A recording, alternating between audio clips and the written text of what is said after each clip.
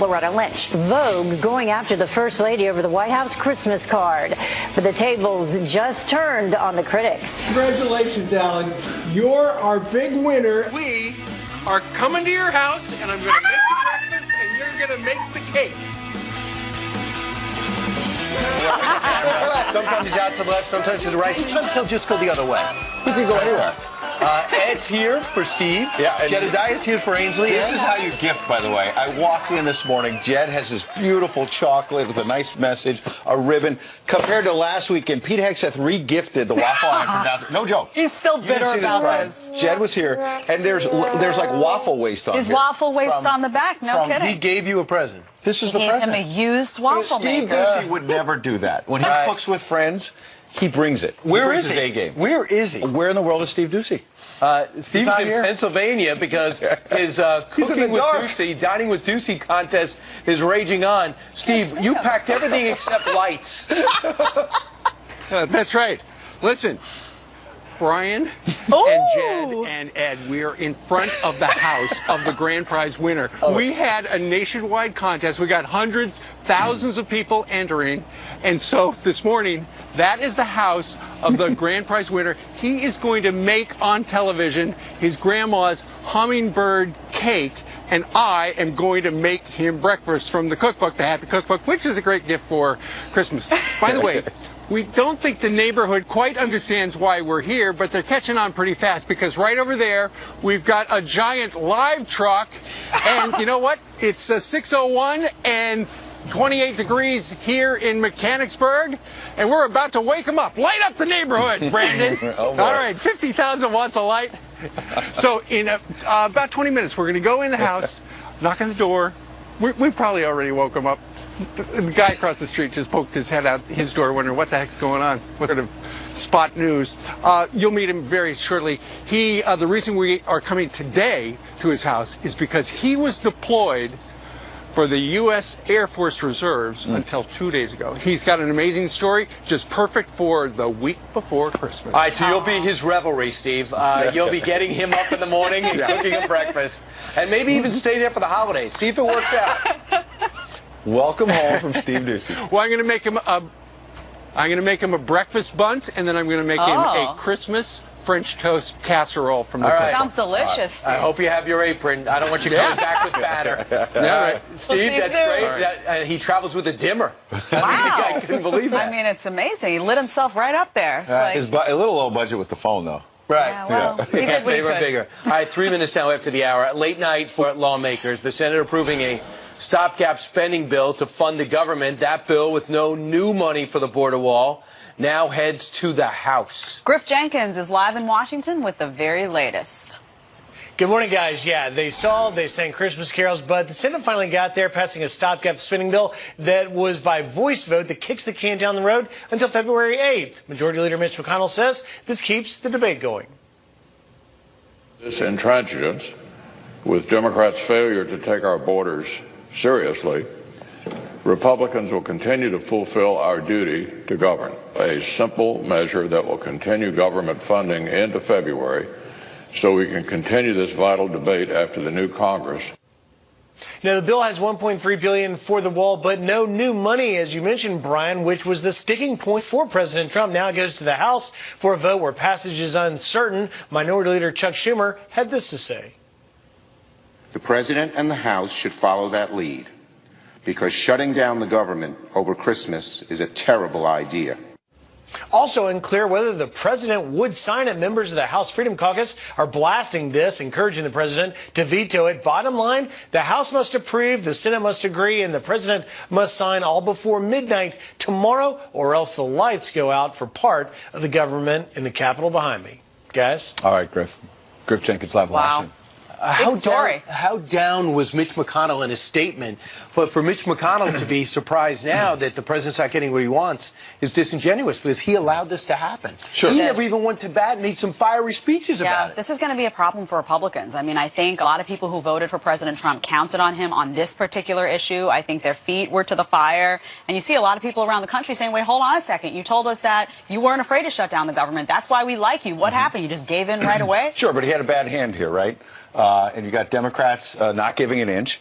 The border is more secure now than it was under President Obama, right? Mm-hmm. I don't seems know. like it. I mean, I don't based know. on what happened with the caravan. But it seems like chaos. And by the way, the amount of apprehensions has gone up. November, I think, was a record. And among the people that are now fired up telling the president not to sign this bill as it goes to the House of the Freedom Caucus. But I wonder, after the president's Oval Office confrontation, where were the Republicans rallying around him to say, hey, Mr. President, we might not have a strong hand, but we got your back? Rush Limbaugh says, man, this is a failure. That's been the objective? To end this Congress without a shutdown? That's how we're going to define success? It's not how we define success. It is apparently how Inside the Beltway defines it. Meanwhile, the border remains wide open, and the Democrats who are going to be controlling the House in just a few weeks are now gloating and telling the president, you can't get any money from anywhere else in the budget. This is textbook. It's a textbook example of what the drive-by media calls compromise. Trump gets nothing, and the Democrats get everything, including control of the House.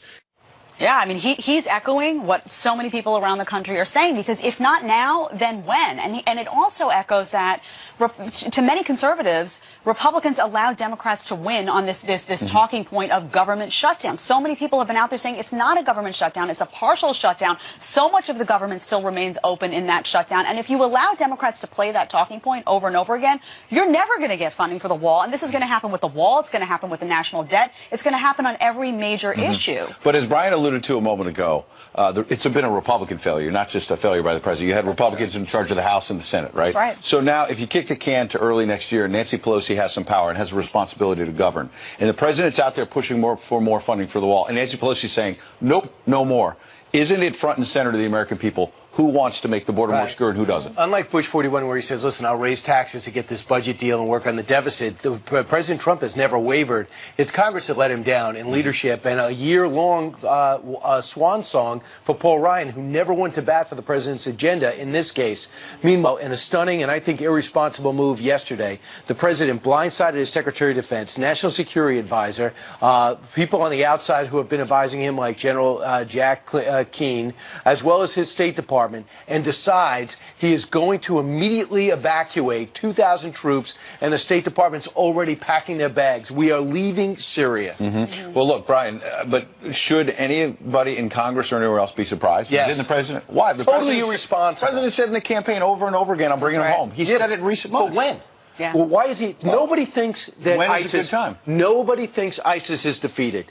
Nobody who understands, who was born after 2000, who sees what's happened after 9/11, understands. And by the way, Brett McGurk, his personal envoy, just made a speech last week saying that ISIS is there. They're still a factor. They're far from defeated. There's 30,000 there. ISIS, Al Qaeda, Al Shabaab have a main goal: hit us here at home. That's why we fight them there. This gives Syria to Iran, who are high-fiving, to Turkey, who talked to the president 2 days ago, and Russia. They are the most elated. Excuse me, Hezbollah also. We are giving Syria over, and there's some stunning news in the Washington Post. There's been 39 tribal leaders killed in Mosul by ISIS leaders over the last month. They are surgically taking out all those people that forced them out of Iraq and that are forced them out of Syria. The president might have moved them away from their land, but they've just dispersed temporarily. The Kurds are frightened. They did all our fighting, and now we're abandoning them. What does that say for future allies? Many people had concerns about this mission from the beginning, though, because the objective wasn't made clear. They're coming out and saying there was no congressional approval. And also, it was the goal to get rid of Assad, and if they did get rid of Assad, would a post-Assad regime be more favorable to the United States or not? Listen, only focus on ISIS and Al Qaeda, Islamic extremism in the region, to killing off the Kurds, wiping out our success in Iraq. We had success against ISIS because the president changed the rules of engagement, made it a focus. We had success. It wasn't a victory. Lindsey Graham, Bob Corker, Senator Klobuchar, but anyone who goes there understands this. And the president blindsided the State Department, the Defense Department in doing this. He probably should have had why more have preparation for advisors? it. Yeah, well, he should have had more preparation, but the fact is he's had more gains against ISIS than any other It's president. temporary. Right? These guys melt away. You need a president. It's temporary. We're going to stay there forever? Forever. Ed, listen, is there a big push to get us out of South Korea? Is there a big push to get us out of Europe? If we move out of Europe, then Russia moves forward. If we move out of there, in comes Iran, more comes Russia. And what happened last time when President Obama pulled our troops out after Iraq? What happened? Sure. We had to fight our way back in and reestablish Iraq, you're talking about way more than 2,000 troops, right? Well, in Iraq, there's 5,000. In 2,000 in Syria. Combined, they've managed to do a very good job pushing back on ISIS. But why are you surprised? The president said this in the campaign. Stunning. Because he said we're bringing the boys home. Oh, he wants to bring. He could be wrong, but he promised the American people he was going to do it. He is doing exactly, if not worse, than President Obama did. This is worse than blurring the red line. The other wing of the Republican Party, the Mike Lees, the Rand Pauls, the Libertarian wing of it, have come out and said, listen, you can't. The points that Ed is articulating that you can't stay there forever are accurate to some. And also the notion that, yes, during the campaign, I have to tell you, I have a libertarian streak in my blood a little bit. And when he talked about not wanting to be the policeman of the world, that did appeal to a lot of people. You have to remember, too, Trump is looking forward to re-election. And he's saying, you know what? I don't only need the base, but I need some of these people in the middle. Well, let me ask you, Jedediah, what good is re-election if you go ahead and give Syria to Iran, lose Iraq again? Look at this stunning news. They are reforming. Everyone, this is according to our friends the Kurds. Everyone is upset, sad, and afraid. Most who spoke to Fox News afraid to using their names. The Kurds did the fighting, we did the backing, we did the strategizing. Now, when we try to go back in there and reestablish ourselves, the big difference is the Russians, because President Obama sat on his hands, the Russians came in and filled the void. We established that area, so protecting the Kurds, pushing back on ISIS, and now we pull back, they come back. They're not gone. But you're assuming that we're handing Syria to Iran without noting as well that this president stood up to Iran and pulled out of the nuclear deal. Pulled out of the nuclear deal. What message? President Obama was handing them cash. Is that a better idea? Let's hand Iran cash. We're doing the same thing. We are allowing them to reestablish themselves in a region. The counterbalance that this president has provided is dissipated. And the al-Qaeda threat is reforming. Anyone who tells you different will be sitting on this couch in a year talking about the reformation of ISIS and the brutal decimation of that region and our allies in the area. When he articulated those points, though, about not staying there forever and about bringing those troops home, those were points that were very popular with the American people. Who cares about popular? It's about keeping America safe. Because people feel like these things have no end, and that's the idea. And if you're going to have troops stationed there, they want to know a long-term goal. They want to know what the objective is. They want to plan, because it's our men and women out there. They got the objective: destroy the caliphate and make sure Iran, Hezbollah, which could potentially go on forever. That's a lot of people fired up about this. What do you think, friends? At FoxNews.com. We'll be talking about it all morning. There's a lot of talk about what will happen when the government shuts down, but what is true and what is not. We are separating fact from fiction. Plus, soon you'll be able to drink pot, the new brew coming from Budweiser. Really? That's coming up.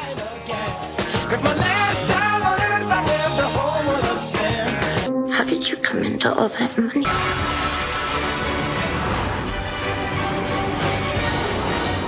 The clock is ticking down to Friday's midnight funding deadline. We're still facing a possible partial government shutdown, even though they seem to be making progress on the Hill. Most of the government already funded, though, for 2019. So would it really have much impact on the average American?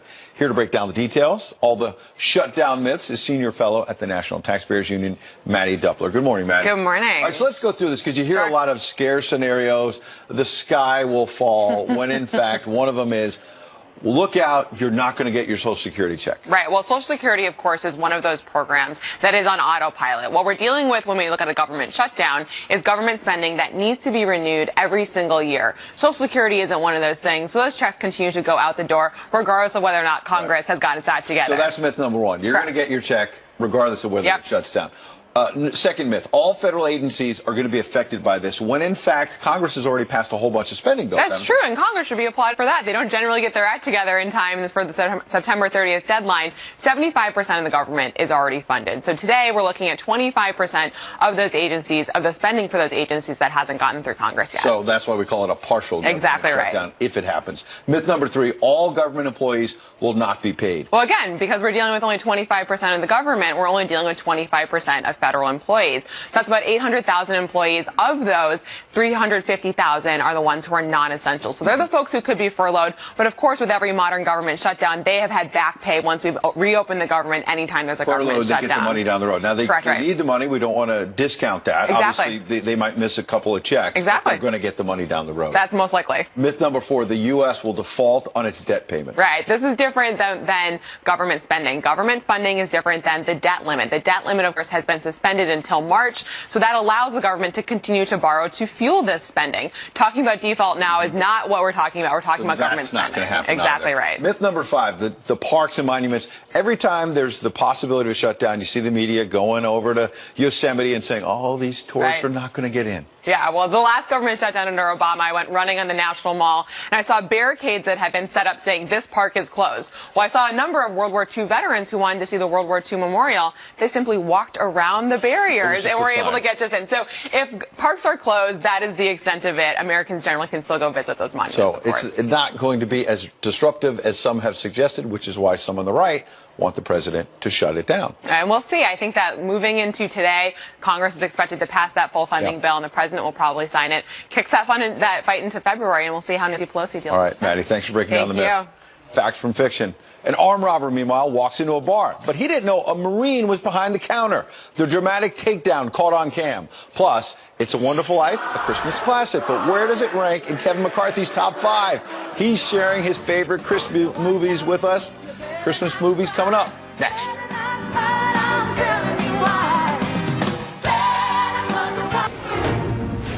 Good morning to you. We're back with some headlines. A man charged in connection with the deaths of 2 Chicago police officers is due in court today. Police say the cops were hit by a train searching for Edward Brown after he fired a gun. Officers Eduardo Marmoleo and Conrad Gary were likely distracted by another passing train and never saw it coming. The officers will be laid to rest Friday and Saturday. A GoFundMe page, 2 of them have now been set up raising money for their young families. To donate, you can head to our website, foxandfriends.com. A bombshell statement from North Korea overnight. The rogue nation says it will not give up its nuclear weapons unless the U.S. does it first. It's the latest sign of resistance from Kim Jong-un, despite an agreement with President Trump to denuclearize. North Korea accusing the U.S. of keeping troops and nuclear defense systems in South Korea. The U.S. removed its nuclear weapons from the South in the 90s. And while you were sleeping, 3 astronauts safely returned to Earth. Rescue teams in Kazakhstan rushing to the capsule to welcome back and evaluate American Serena Onyan-Chancellor along with a Russian cosmonaut and a German astronaut. The team spent 197 days aboard the International Space Station. So, welcome home. Let's look at the headlines, Brian. All right, thanks, Jillian. Hey, there's only 5 days left until Christmas, and nothing like getting in the Christmas spirit by watching a classic holiday movie. But if you can't remember which one is worth your time, we've got the answers. Fox News contributor Kevin McCarthy is here with his top 5 Christmas movies ever, and he's dressed for the part. Good morning, Kevin. Great outfit. This is true. Good morning. Thank you so much. Good morning, Ed, Brian, and Jedediah. Yeah, this is absolutely amazing to be on. Merry Christmas to all of you. And we're going to go through my top 5. And I do want to clarify, this is my favorite list. I'm 34 years old. People in different generations may have different movies they want to mention. And before I get to my number 5, I do want to say it's not on my list officially because it's not a traditional Christmas movie, but I do want to say Die Hard is a movie I do watch around Christmas, but I understand the argument of it not being a Christmas movie so let's traditionally, get to number 5. I will always refer to it that way. All right, number 5. All right, number 5, Love Actually. I love this movie so much. Bill Nighy. Yes. I knew this one would strike a chord. I mean, this movie is so well done. Bill Nighy, Christmas is all around. I love the part when Andrew Lincoln's doing To Me, You Are Perfect with the poster cards to Keira Knightley. The cast is amazing. And this movie just makes me happy. I love this film. Definitely worth seeing, but it is R-rated, not for kids, but definitely a good one to watch around Christmas. Number 4 was not popular when it was released, but it's been popular ever since. It's a Wonderful Life is your number 4 pick. Yeah, let's take a look at a clip from one of the best movies of all time. Jimmy Stewart, watch this. Look, Daddy, teacher says every time a bell rings, an angel gets his wings. That's right. That's right. You know, Brian, you made a great point. When the movie was initially released, it was not a box office success, but obviously over the years, it's become a timeless classic. My wife and I actually found a theater a couple years ago and went and saw it on the big screen, and it really resonates today. I love that line, no man is a failure who has friends. I mean, it really is a movie that makes you appreciate what you have, and Jimmy Stewart, one of the all-time greatest performances and character arcs I've seen in a movie, definitely worth watching over Christmas. Number 3 is actually one I haven't seen, The Polar Express. Yes, let's take a look at a clip of this. This is Robert Zemeckis' movie. Watch this. Well, you coming? Where? Why, to the North Pole, of course. This is the Polar Express.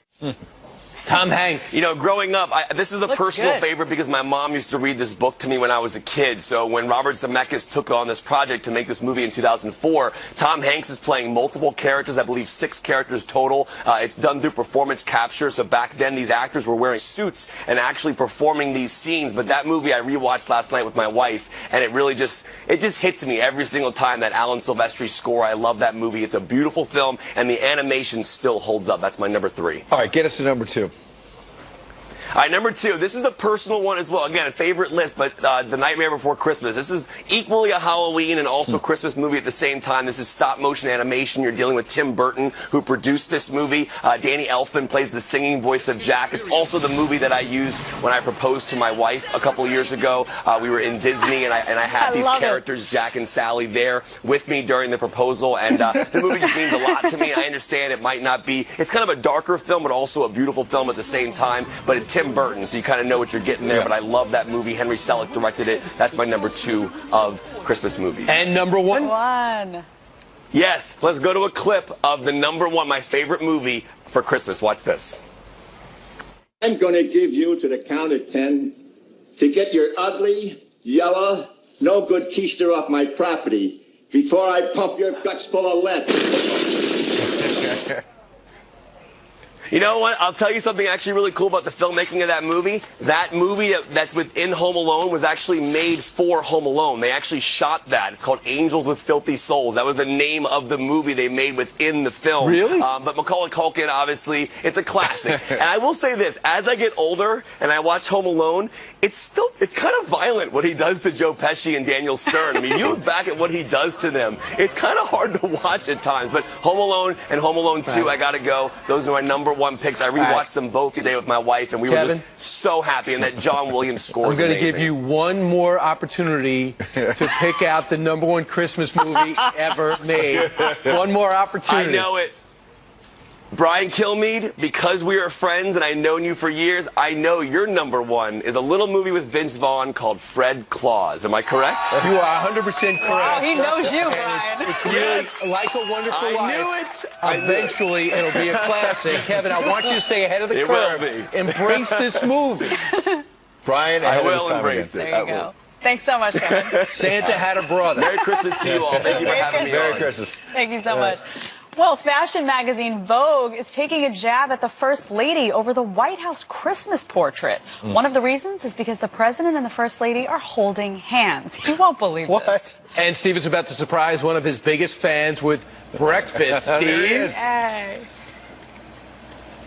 That's right. In the house behind us, we're about to knock on the door and introduce you to an American patriot and his happy food.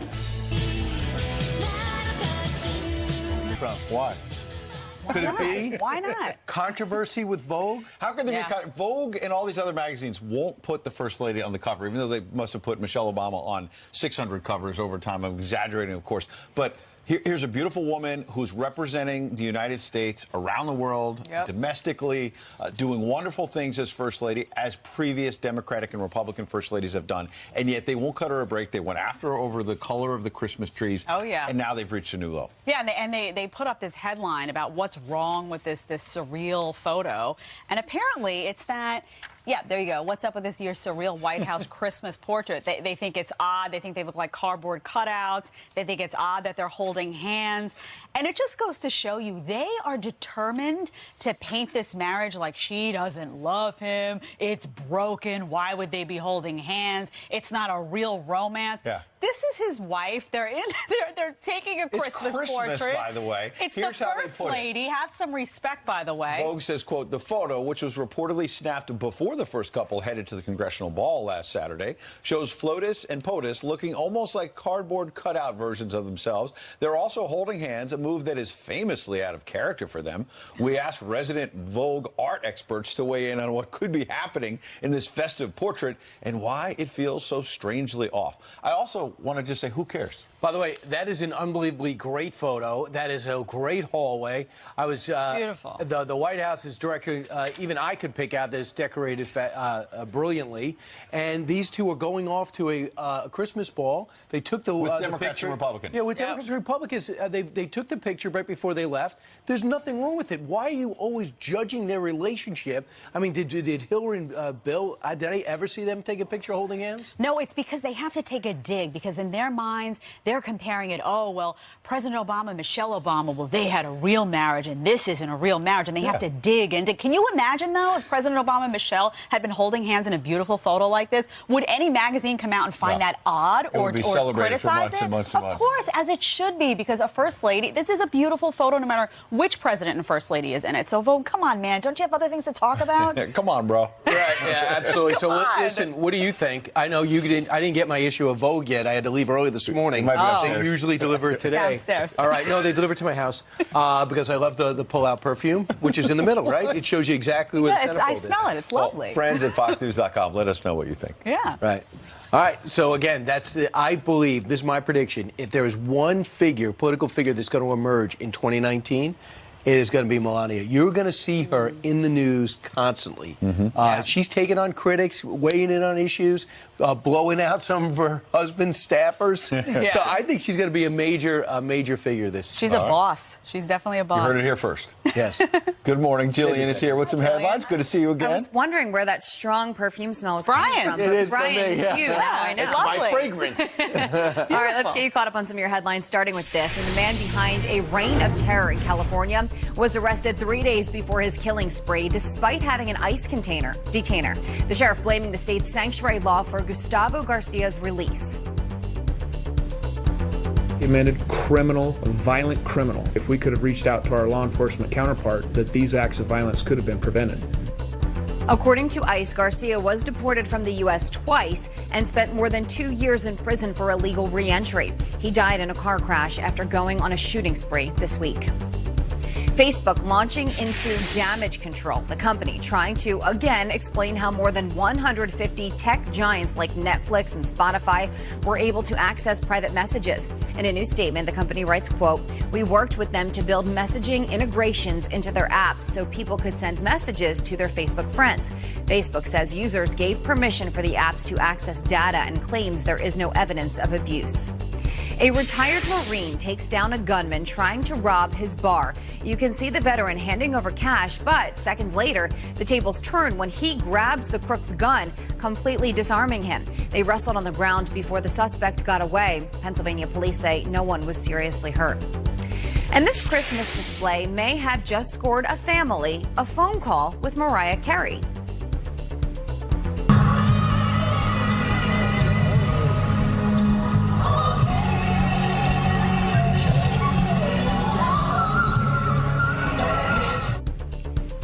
The house in Orangevale, California, playing Carey's Oh Holy Night music video on the garage door. Mariah tweeting, quote, "Someone get me this family's phone number so I can call and say Merry Christmas."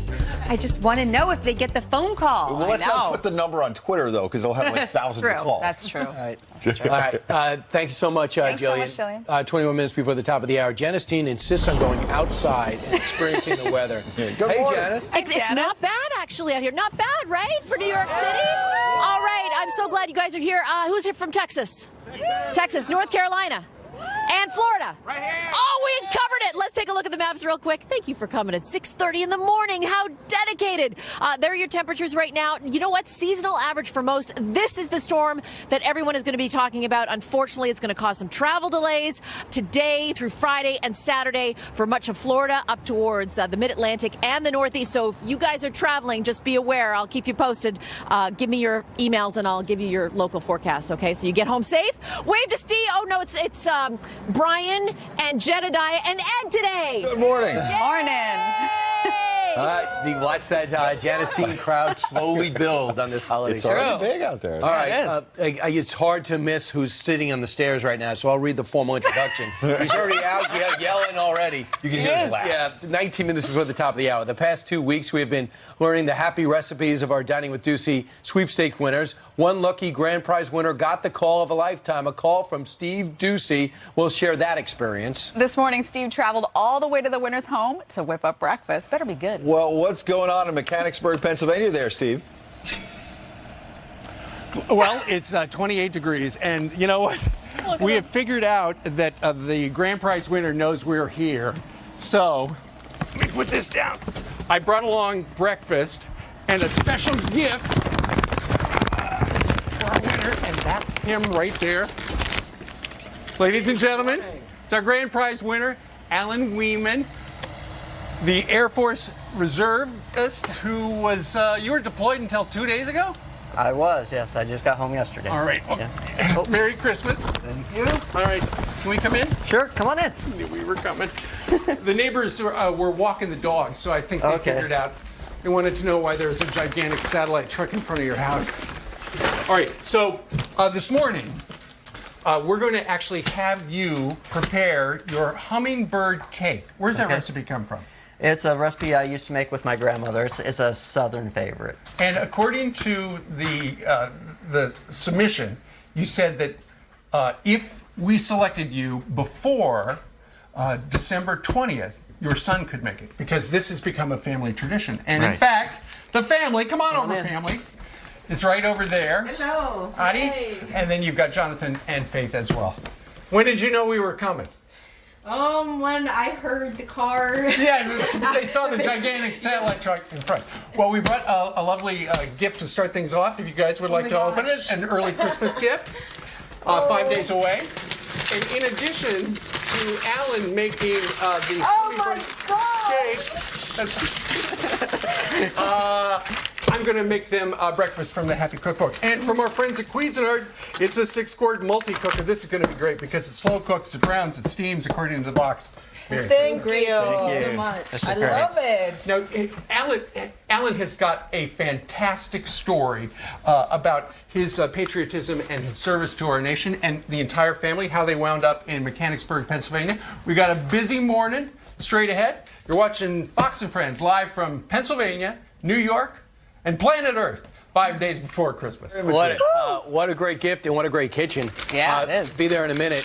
Meanwhile, this federal judge slammed Michael Flynn at a sentencing hearing. Now he just blocked part of President Trump's asylum crackdown. Is that really a fair ruling? What's wrong with that clown? Judge Napolitano is... All right, a federal judge, Emmett Sullivan, the same judge who had blistering words for Michael Flynn at Tuesday's sentencing hearing, now siding with, get this, deported asylum seekers suing the President Trump's administration and ordering them to return to have their cases heard. Return here. Wow. Here to react, Fox News senior judicial analyst, the judge, Judge Andrew Napolitano. Morning, guys. How are you? So, look, we have a statute, an asylum statute, that says if the government is repressing you because of some group to which you belong, or if the government is failing to enforce its own laws and you're absolutely unsafe there, you can leave the country and you can knock on the door here. We all know that. That's the basic rule. Early in the Trump administration, then Attorney General Jeff Sessions issued an opinion saying, fine, but if you're coming here because of domestic violence in your household or gang violence in your streets, we're not even going to accept the asylum application. So people came here and they said, I'm leaving the country because of domestic violence and gang violence, basically meaning the government and it's usually Honduras is not enforcing the law, and the federal government refused to accept their applications. And so after being deported, or actually they weren't deported, they were turned away at the door, they filed this lawsuit.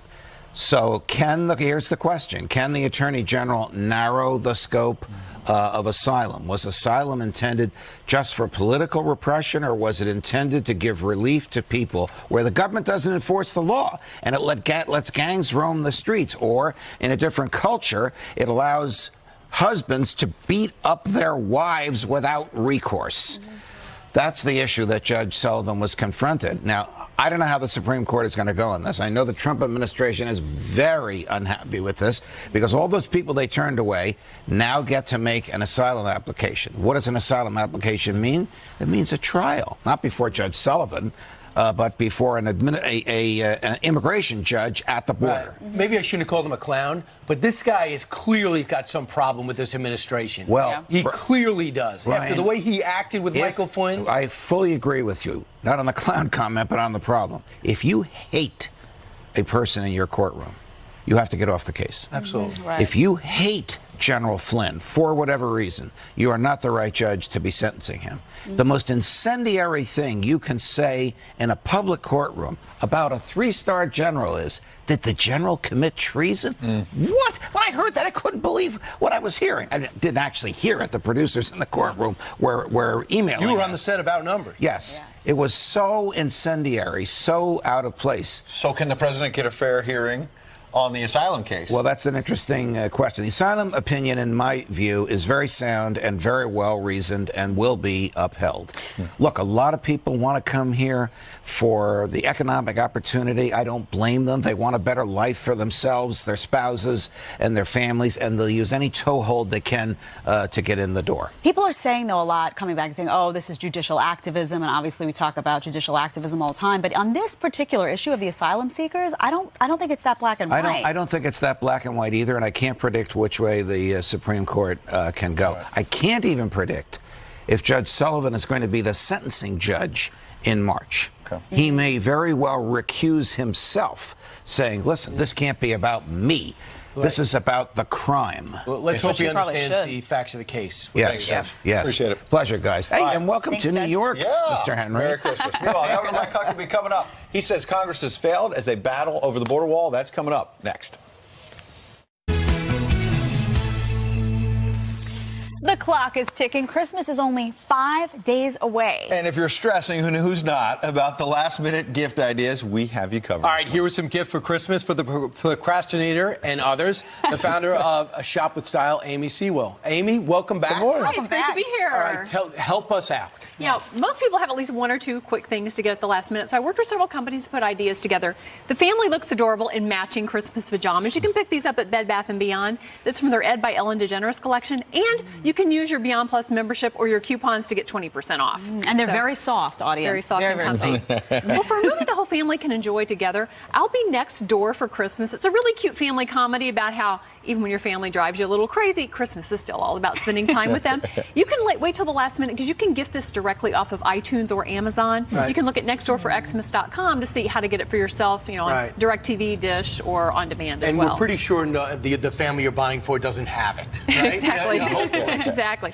So, what about gift cards? You never go wrong with a restaurant gift card. Super easy to pick up. And Red Lobster, whenever you spend $50 on gift cards this month, you get a $10 bonus card for you to use in January. So really good deal. And they also have 10% off their party platters to go. So you could show up at a party or maybe with your host with a big tray of those Cheddar Bay biscuits. Oh, nice. You got some cookies? Yes. I love these for something a little sweet treat. These are Molino Bianco Italian bakery cookies from Barilla. Easy to find in the grocery stores. And they have 5 different varieties. You know, some you could do a party tray. They also have these little individually packaged ones as well that you could maybe tuck into a stocking. I'm noticing this wrapping paper. Tell us a little bit about it. It's beautiful. Well, this is actually wrapping paper that benefits St. Jude.